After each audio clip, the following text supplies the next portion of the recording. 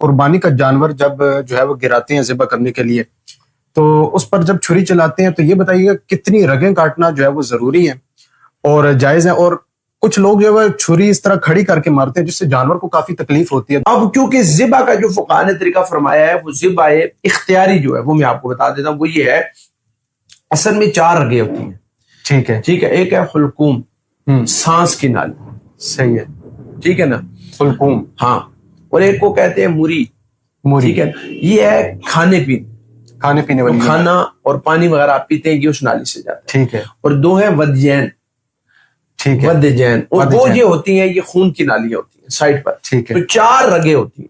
یہ 4 کاٹنی جو ہے تو فقہاء نے فرمایا کہ 3 یا 3 کا اکثر حصہ کٹ جائے تو وہ جانور حلال ہو جاتا ہے. ٹھیک. اور اگر 3 کا کم حصہ کٹا ہے یا 2 کٹی ہیں تو وہ جانور حرام ہوگا، وہ حلال ہوگا. اور اگر حضرت 4 کٹ گئی تو 4 کٹ جائیں وہ بھی بہتر ہے، افضل. مطلب 2 سے کم نہیں، 3 سے کم نہیں. ہاں، یا 3 پوری یا 3 کی اکثر مقدار کٹ جائے. ٹھیک ہو گیا. ٹھیک ہے.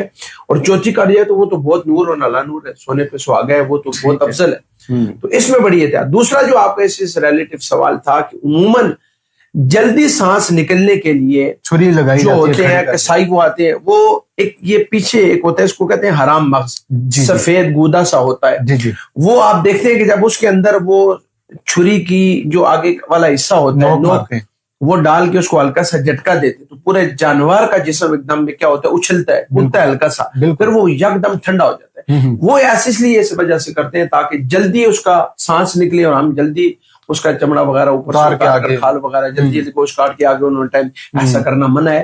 نبی کریم صلی اللہ علیہ وسلم نے فرمایا بے جا جانور کو تکلیف دینا یہ ناجائز ہے. یہی وجہ کہا گیا ہے کہ اس کے سامنے چھری تیز نہ کی جائے. ٹھیک ہے نا. بالکل. اسے چھپا کر یہ سارے معاملات کی جائیں تاکہ اسے تکلیف نہ ہو. ٹھیک ہو گیا.